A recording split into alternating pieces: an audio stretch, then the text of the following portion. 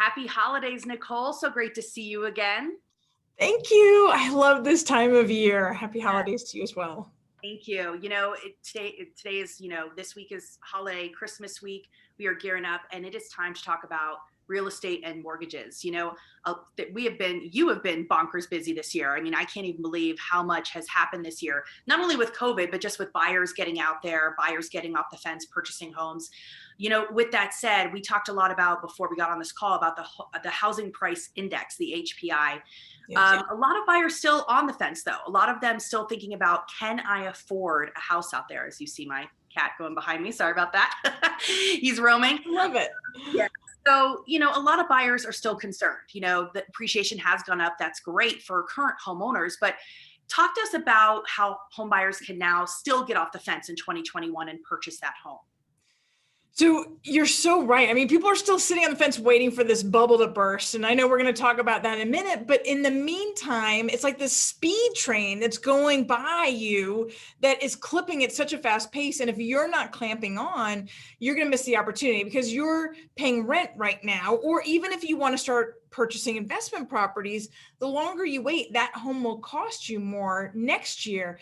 In fact, Renify just did a study, and I think that the Denver Post picked it up as well, talking about if we see the appreciation that we saw in the last 10 years over the next 10 years, that could mean that the average home purchase price in the Denver market could be around $928,000. Wow. That's mind blowing. I mean, and people think it's unaffordable now, right? And so what you don't take into account is if you actually look at what the last 10 years are, it's a little slighted towards high appreciation because we had just come off the bubble and the bust. And now they took the best 10 years and they said, well, what if that is replicated?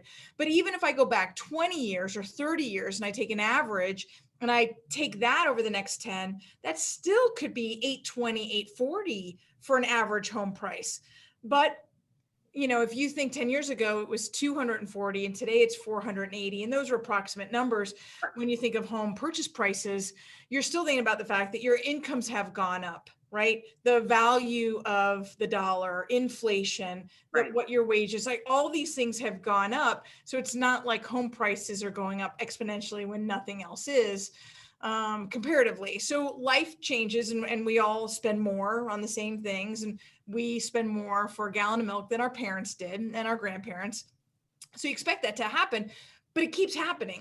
You can almost count on it. You can count on it. It's one of the best investments that you can put your money into. I mean, the stock market is going crazy right now. I get that, but will it forever? What if you just diversify? Maybe let that keep rolling and take some of that and put it into real estate where they're not making land anymore. Yep.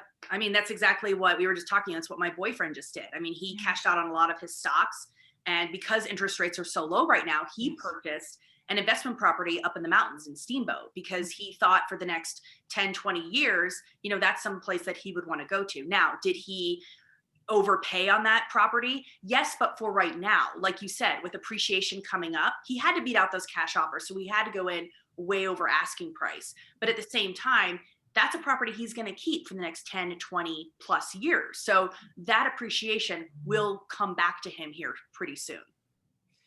Absolutely. I mean, you have to look at each individual situation, which is why I love how you work with your clients as a real estate agent, how I work with my clients as a lender. It's not about what's your budget today and or what's your affordability or what's your maximum payment amount. And all of those things are so important, but also to say, where do you see yourself going in the next 3, 5, 10, 20 years? Is this a forever home?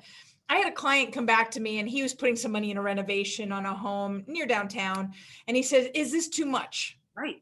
I said, well, it depends. It depends. How long do you plan on living in that home? Is this your forever home? Do you plan on flipping it or keeping it as a rental? There's so many things that go into that. If I look at my forever home or second home, I might pay too much for that one, but I know it's going to sustain me. On a rental property, I might look at cash flow a little bit differently. And there's still so many good opportunities. I mean, probably I would say 20%, maybe that's high, 15% of my pipeline still on a regular basis is investment properties here in the Denver market. Absolutely. And you have how many investment properties now? 22? 24. 24. Yeah. Okay. Yeah. Sorry, I was a little low on that one. Well, speaking of buying homes, a lot of people, have bought second homes or maybe even first homes this year. A lot of them are concerned about forbearance. If maybe their job's not stable after they bought the home, maybe they lost a job, maybe something happened with their finances. So going into 2021, I've heard a lot of buzz about forbearances, but people shouldn't necessarily be too worried about that, correct?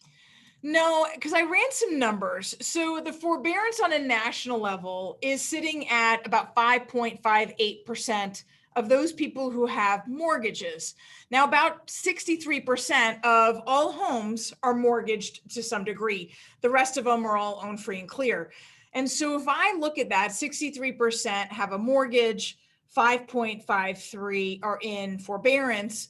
Only 15% of those are in any kind of trouble at all. In fact, the larger percentage have been continuing to make their mortgage payments all along the way. They only did it just in case, or they've already worked their way out of it. They've done a loan modification, or they've done a payment deferral, or they've done a refinance or sold the property. So that mortgage is obviously no longer in forbearance. So those are the national numbers. It's really hard to get local data because that forbearance data isn't public information. It's at the servicer level. So we don't really have it like we do once they go into foreclosure and it's now a public record. So we can only kind of estimate what those numbers would look like here in Colorado. And I did that because I was really curious myself. Are people like, how much of a risk are we really looking at with this forbearance? Should those people in risk turn into foreclosure, right? Right. So I took the numbers. I'll run through these numbers really quickly for you because they're quite interesting.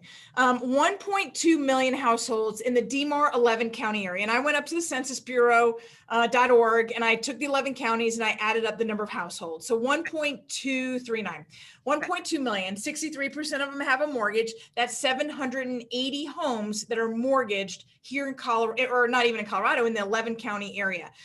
5.58% of those are in forbearance. Now, Colorado has the third to lowest level of delinquency. So we're actually a very strong housing market, extremely strong, in fact, right? I mean, we're at the bottom. We're one of the strongest markets. But let's just say 5.58, just for the sake of comparison, apples to apples. That means 43,574 homes are in forbearance.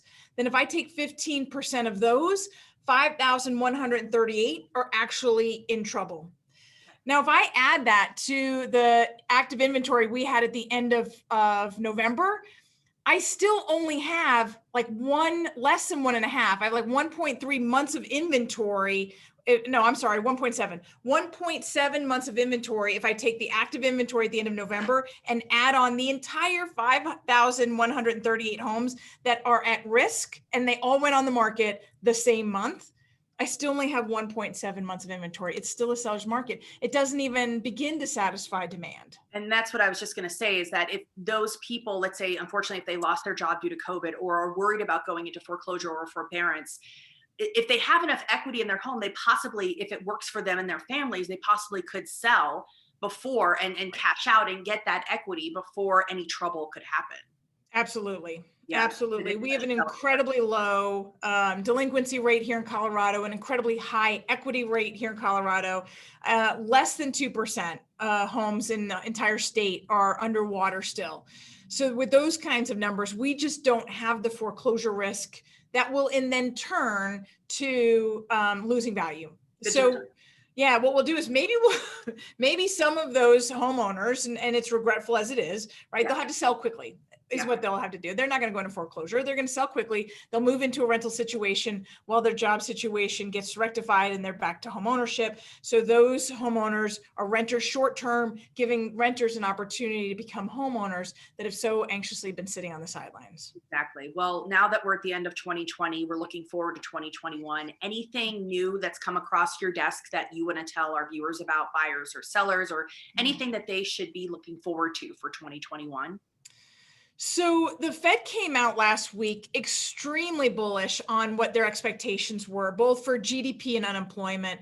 They're expecting an extremely strong 2021. They're also holding to the fact that regardless of the fact that we're going to recover quickly, they are going to maintain a 0% Fed rate. Now, that doesn't actually impact our 30-year fixed, but they are going to continue purchasing mortgage-backed securities, and they're purchasing long-term mortgage-backed securities and selling short-term, which means they're trying to do everything that they can to sustain those long-term low interest rates for our 30-year fixed mortgages.